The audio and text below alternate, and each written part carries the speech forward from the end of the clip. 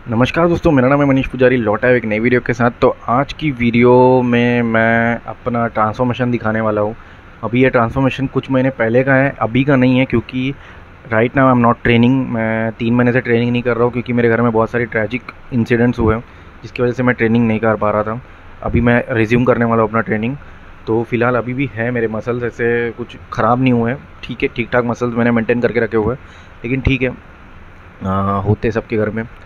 तो एनीवेज़, ये कुछ मंथ्स पहले का है, बहुत लोगों को पता है, मैंने इंस्टाग्राम पे डाला हुआ था, तो उसके ऊपर मैं बात करने वाला हूँ। और बाय द वे, ये वीडियो जो है हमारे एक स्पेशल सब्सक्राइबर है अभिषेक साहू नाम के, शाउट आउट टू अभिषेक साहू। उन्होंने सजेस्ट किया था क्योंकि मैंने कल एक रील डाला था जिस पे उन्होंने कमेंट किया था कि भाई हमको ट्रांसफॉर्मेशन वाला वीडियो देखना है। उन्होंने शायद 2-3 बार पहले भी बोला था तो मेरे को, लेकिन यार ऐसे स्पेस और टाइम नहीं मिलता है मेरे को मेरे घर में, क्योंकि मेरा घर बहुत छोटा है। तो अभी मेरे को स्पेस और टाइम दोनों मिला है, तो इसीलिए मैंने बोला चलो भाई बना लेता हूँ।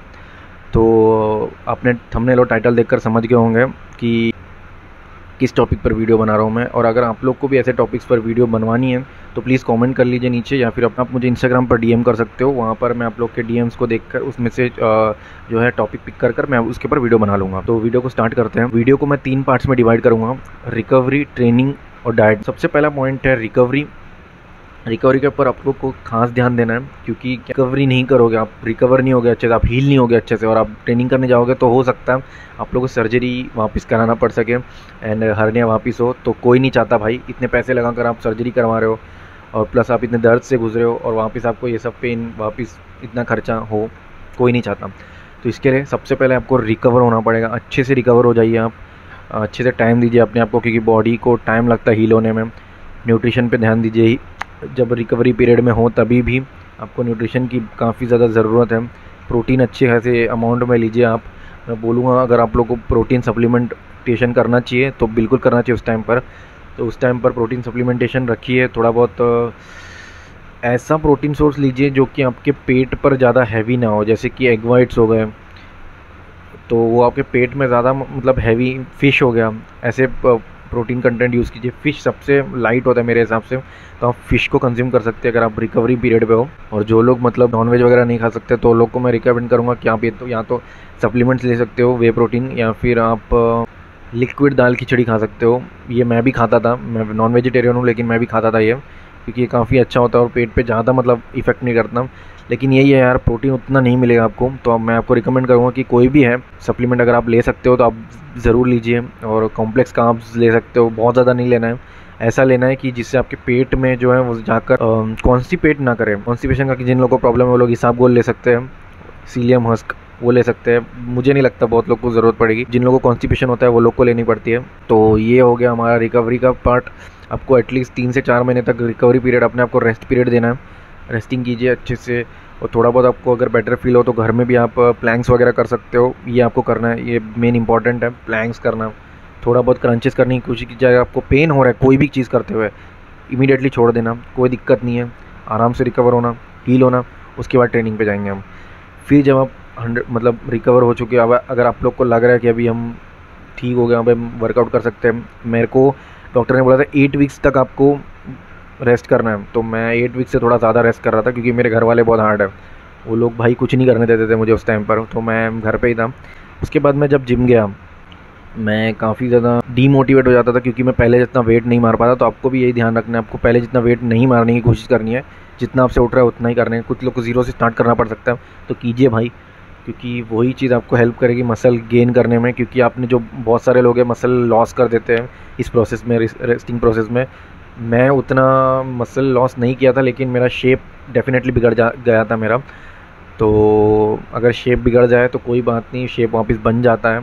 मसल जो आपके लॉस हुए, काफ़ी ज़्यादा लोगों के मसल रिकवर हो जाते हैं, मेरे भी मसल अच्छे खासे रिकवर हो गए थे। तो मसल रिकवरी के लिए आपको करना है कि आपको पंप के लिए ट्रेन करना है। सबसे पहले तो आपको मीडियम या फिर जितना आप लाइट वेट कर सकते हो उतना कीजिए, और रेप्स अच्छे खासे लीजिए। थोड़ा 15 से 20 रेप्स मारिए हर एक्सरसाइज में।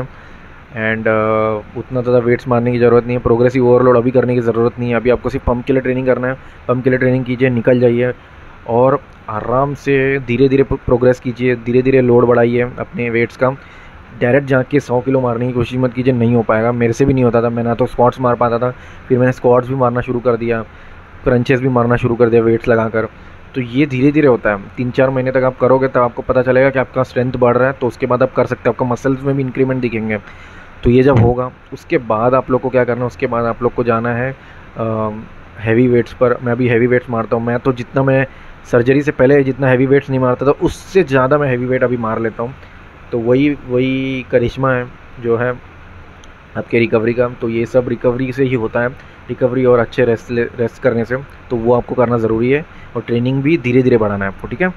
मैंने भी यही किया। और उसके बाद डाइट्स का अगर मैं बताऊँ तो मैं डाइट जो है, मैं प्रोटीन को मैंने हाई रखा था, ठीक ठाक मैंने कार्ब्स रखे थे, ऐसा बहुत ज़्यादा लो भी कार्ब्स नहीं रखा था, क्योंकि हम लोग को एनर्जी के लिए कार्ब्स लगते हैं, क्योंकि आप साइमल्टेनियसली आप रिकवर भी हो रहे हो आपके सर्जरी से भी और आपको ट्रेनिंग से भी, तो आपको कार्ब्स की ज़रूरत पड़ेगी और फैट्स की भी ज़रूरत पड़ती है, ताकि आपके हार्मोन जो है वो अच्छे से मेंटेन रहे। तो उसके लिए आपको फैट्स भी चाहिए, तो आपको बैलेंस डाइट लेनी है, प्रोटीन थोड़ा हाई रखना है, क्योंकि प्रोटीन से ही बहुत कुछ रिकवरी से मतलब फ़र्क पड़ता है, प्रोटीन से भी। तो यस, आपको प्रोटीन भी हाई रखना है एंड कार्ब्स भी ठीक ठाक मीडियम रखना है, और फैट्स जितना आपका है जो आपका डेली मतलब लगता है उतना तो लगेगा ही आपको फैट्स। तो ये सब आपको उतना ट्रेनिंग पे रखना है आपके। एंड अभी बात करते हैं डाइट, मतलब आपको किस तरीके का लेना है, क्या आपको करना है। तो देखो भाई, मैं तो वही नॉर्मल करता था, वर्कआउट के बाद मैं अपना पोस्ट वर्कआउट मील लेता था, मैं कम से कम 3 से 4 मील लेता था दिन में। आपको जितना कन्वीनियंट लगता है उतना आप ले सकते हो। डाइट का ऐसा कोई ये नहीं है कि आपको इतना ही खाना है, जैसा आपको लगे, लेकिन अंड संड मत खाइए जितना हो सके इस पीरियड में।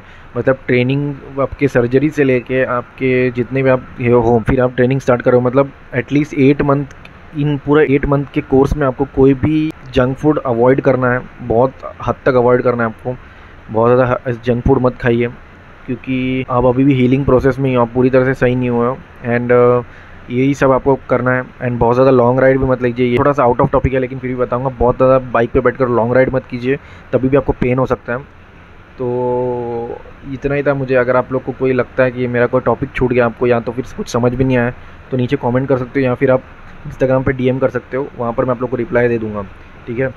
तो आई होप अब मैंने सारा कुछ टॉपिक कवर करा है।